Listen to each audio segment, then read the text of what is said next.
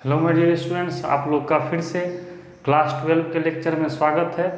और हम लोग आज प्रोबेबिलिटी स्टार्ट करेंगे। इससे पहले जो आप लोग को 3 लेक्चर मिला था वो बेसिक लेक्चर था, मतलब प्रोबेबिलिटी को समझने के लिए कुछ आप लोग को टर्म जानना जरूरी था। तो आज से आप लोग का कंप्लीट 12 का सिलेबस स्टार्ट हो जाएगा।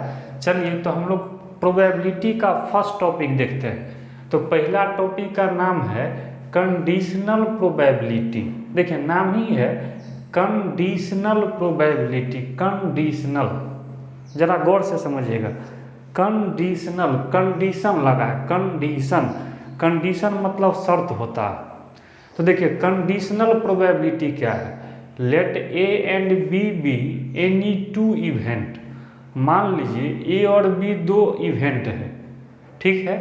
Then P A by B, देखिए P A by B denotes probability of an event ए।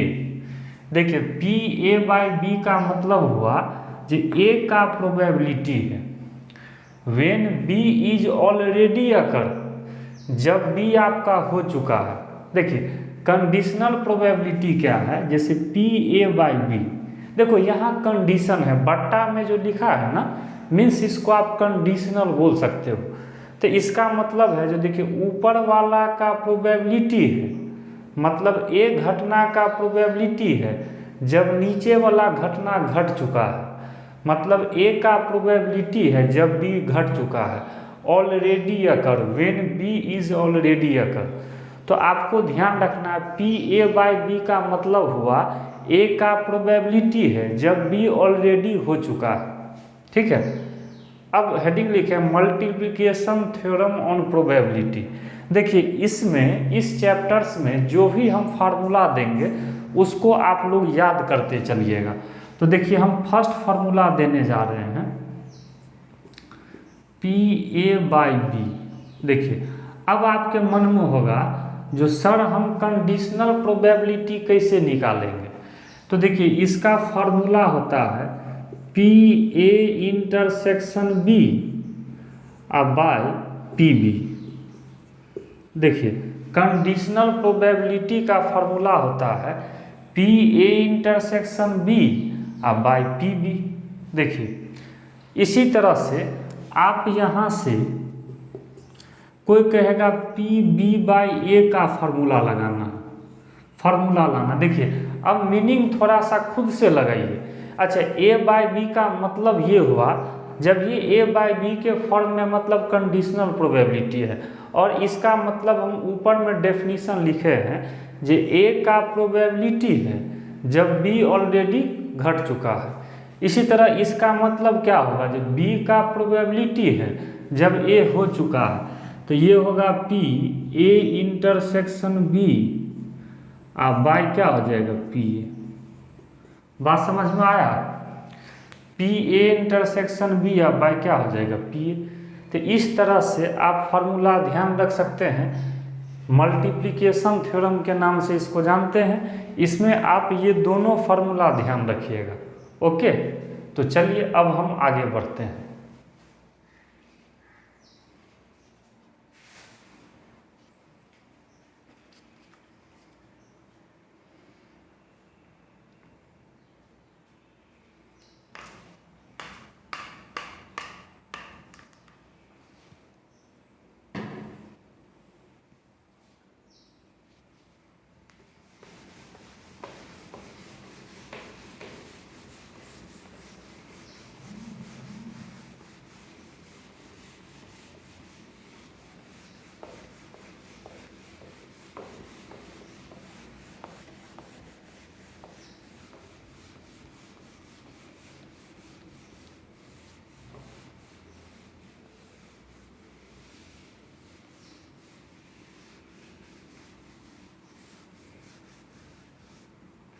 चलो अब आइए, अब हम लोग आगे बढ़ते हैं। अब आप लोग को हेडिंग लिखते हैं addition theorem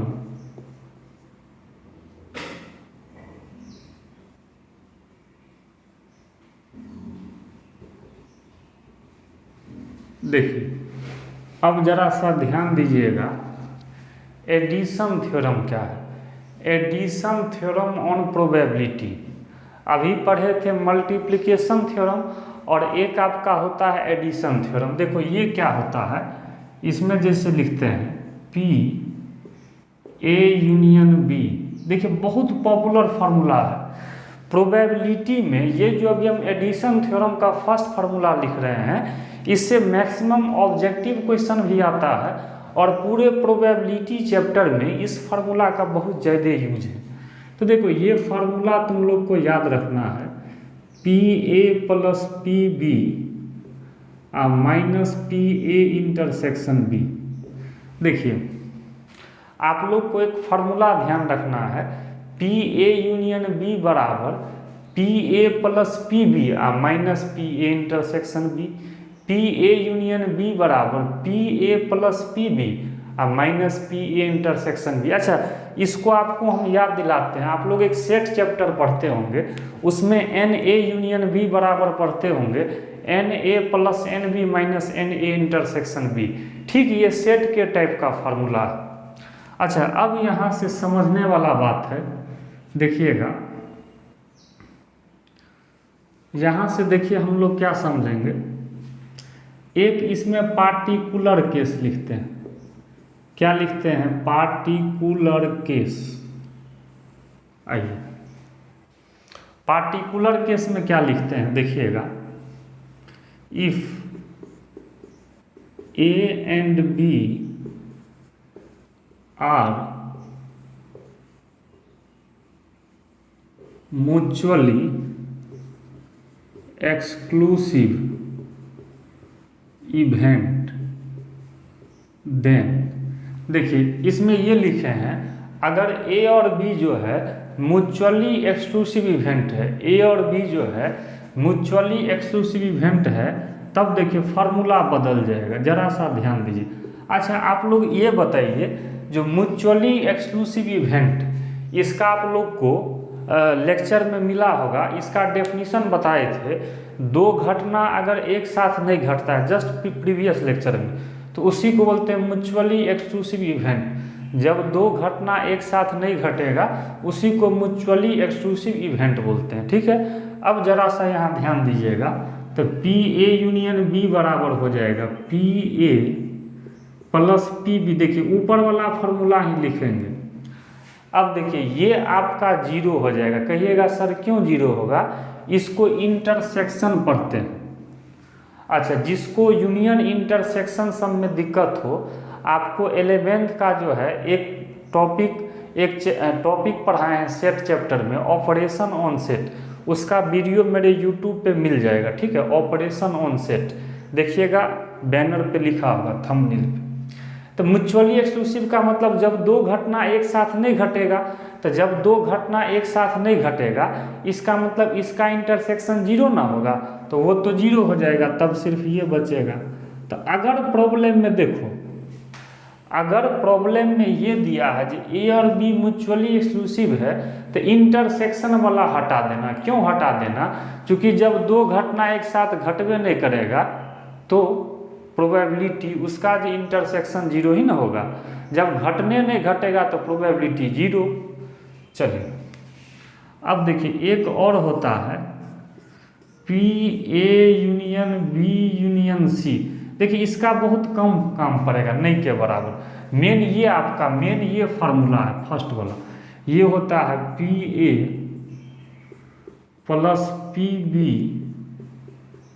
plus PC minus PA intersection B minus PB intersection C minus PC intersection A plus PA intersection B intersection C। आप ये भी फार्मूला, अगर तीन घटना रहे तो ये फार्मूला, दो घटना रहे तो ये। अच्छा, इसमें भी हम पार्टिकुलर केस लिख सकते हैं। पार्टिकुलर केस कहने का मतलब ये हुआ, अगर if A B C are mutually exclusive. अब फिर आप ही लोग बताइए, देखिए खुद से फार्मूला सीखिए। अगर तीन घटना म्यूचुअली एक्सक्लूसिव है तो इसका मतलब तब तो हम लोग एक फार्मूला यहाँ से निकाल सकते हैं, P A union B union C. तो ये तो होगा, तो P A plus P B plus P C. अब बताइए, जब दो घटना एक साथ नहीं घटेगा तो ये तो जीरो हो जाएगा, ये भी जीरो, ये भी जीरो, ये भी जीरो, तब तो सिर्फ यही बच जाएगा। ठीक है, तो जब म्यूचुअली एक्सक्लूसिव रहेगा तब आप ये फार्मूला लगा सकते हैं। चलिए, अब एक आपको 11th का फार्मूला लिखते हैं। डी मॉर्गन, साइंटिस्ट का बाबू नाम था डी मॉर्गन, वो एक रूल दिए थे, शायद ये सेट जो 11th में पढ़े होंगे, वो रूल ये दिए थे, जैसे P A dash union B dash. देखिए बहुत काम का रूल है, P A dash union B dash ये रहे ना, तो आप इसको ऐसे लिख सकते हैं, ए इंटरसेक्शन बी आप पूरा का डैश। फिर से देखिए, अगर ए डैश यूनियन बी डैश रहे तो अगर पूरा का लिखना है होल का, तो ई यूनियन उल्टा हो जाएगा इंटरसेक्शन।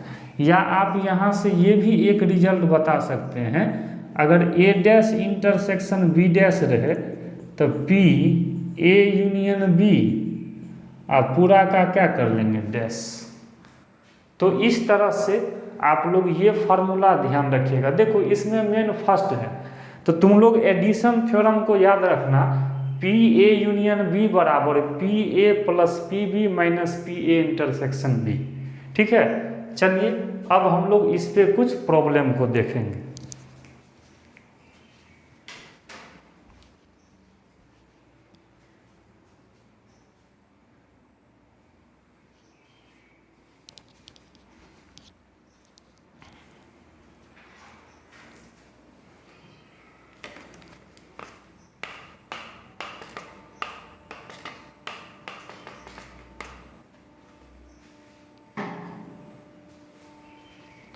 चलिए अब आप लोग को कुछ प्रॉब्लम्स हम देते हैं, तब आप लोग का कॉन्सेप्ट क्लियर होगा। और ये जो है आपको NCERT के सेकेंड वॉल्यूम में मिलेगा। 12th क्लास में आपका 2 वॉल्यूम है, तो ये सेकेंड वॉल्यूम में आपको मिलेगा प्रोबेबिलिटी।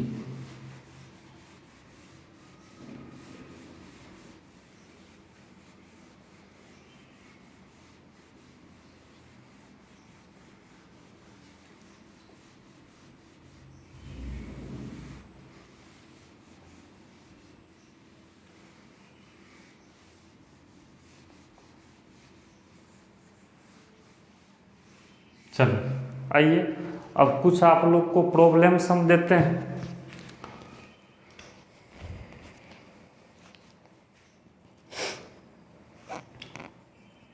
आइए फर्स्ट क्वेश्चन आप लोग को देने जा रहे हैं।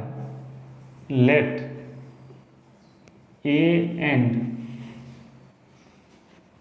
B be the event such that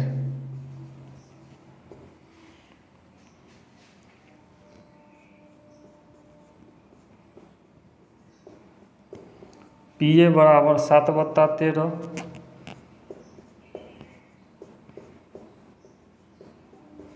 9/13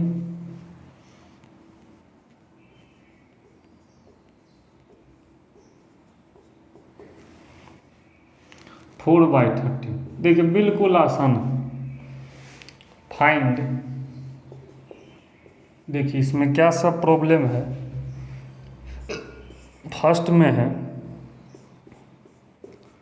P A by B, second में है पी बी बाई ए,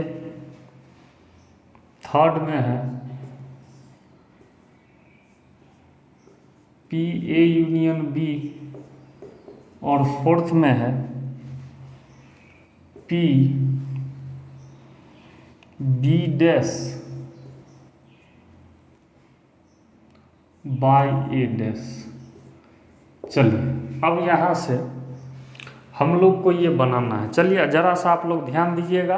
एक एक क्वेश्चन को सीखने का प्रयास कीजिएगा। ये आपका क्वेश्चन रहा, अब हम इसको सॉल्व करेंगे और एक ही क्वेश्चन से आप लोग को टोटल कॉन्सेप्ट क्लियर कर देंगे।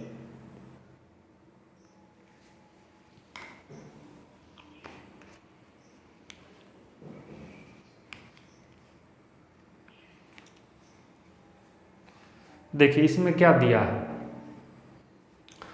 ए और बी जो है सो इवेंट है, सब दिया गया है। तो जैसे देखिए फर्स्ट में लाना है, फर्स्ट में है पी ए बाई बी। देखिए बिल्कुल एक लाइन में सब बनेगा। तो इसका फार्मूला क्या होता है बताइए, अभी पढ़े थे ना, पी ए इंटरसेक्शन बी और बाई पी बी। देखिए हम एक ही लाइन में लिख रहे हैं। अब पी ए इंटरसेक्शन बी, अब यहाँ देखिए पी ए इंटरसेक्शन बी दिया गया है 4/13। चलिए आइए, अब पी बी आपका है 9/13, तो 13 कट जाएगा, तो ये 4/9। देखिए एक से छोटा है, जब भी प्रोबेबिलिटी एक से छोटा हो तो समझिए आंसर लगभग सही है। तो पहला का आंसर ये हो गया। अब देखिए दूसरा में लाना है पी बी बाई ए। अब बताइए इसका क्या फॉर्मूला होगा। देखिएगा एक एक कॉन्सेप्ट पे ध्यान दीजिएगा। अब बताइए पी ए इंटरसेक्शन बी दिया गया है 4/13 और पी ए आपका है 7/13। तो इस तरह से बताइए ये कट जाएगा तो 4/7। चलिए अब सॉल्यूशन नंबर आते हैं थर्ड पे। देखिए थर्ड में क्या है, पी ए यूनियन बी।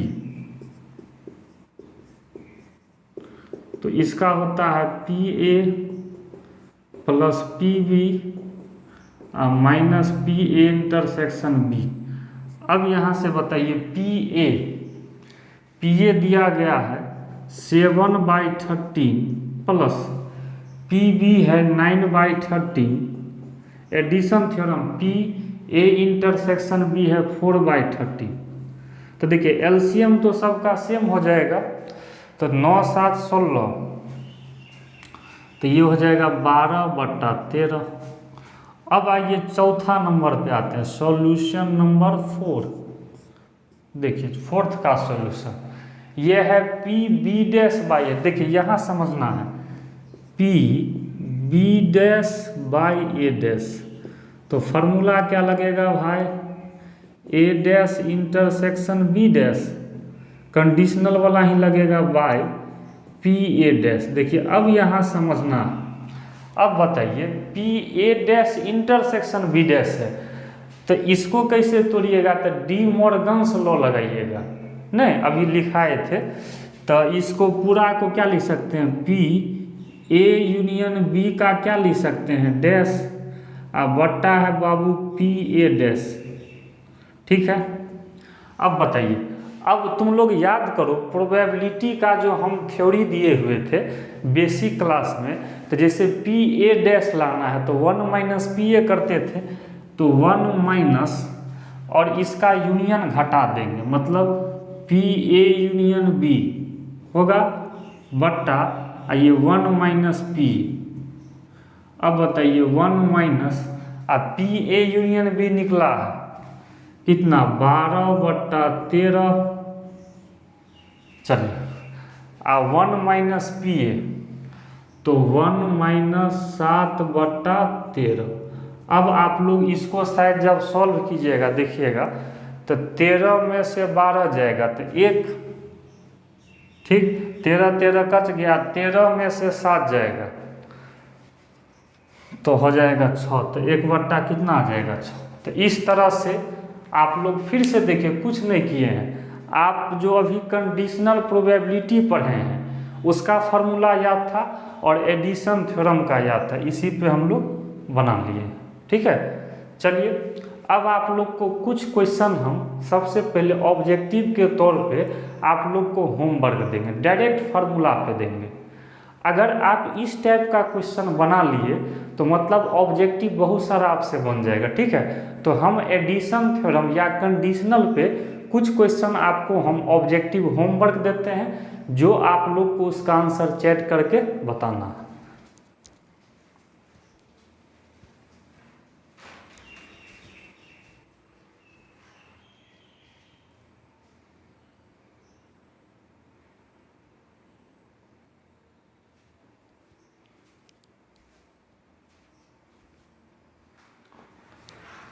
चलिए, तो आज आप लोग को कंडीशनल प्रोबेबिलिटी पे ये 3 क्वेश्चन ऑब्जेक्टिव दिए हैं, और अभी जो लास्ट में क्वेश्चन बताए थे बस उस कॉन्सेप्ट पे ही आपको ये तीनों क्वेश्चन बन जाएगा। ठीक है, तो आज का लेक्चर हम यहीं समाप्त करेंगे। और आज जो आपका 12 का ये फर्स्ट चैप्टर था, और ये आपको NCERT सेकेंड वॉल्यूम के लास्ट में दिया है, और हम बताए भी थे इससे 10 नंबर का क्वेश्चन बोर्ड एग्जाम में रहता है। ऑब्जेक्टिव तो आसान ही रहता है, तो आप लोग इसको बना के आइएगा। और हाँ, बना के आना है मीन्स इसका आंसर कमेंट कीजिएगा, फिर अगले वीडियो लेक्चर में इसका हम आंसर मिला देंगे।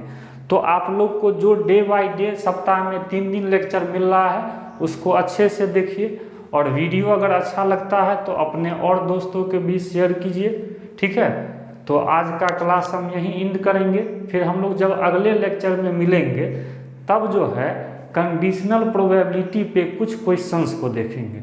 आज बस थ्योरी पढ़ाए हैं और सिंपल क्वेश्चन दिए हैं, अगले क्लास में कुछ स्पेशल क्वेश्चन करेंगे। ठीक है, ओके।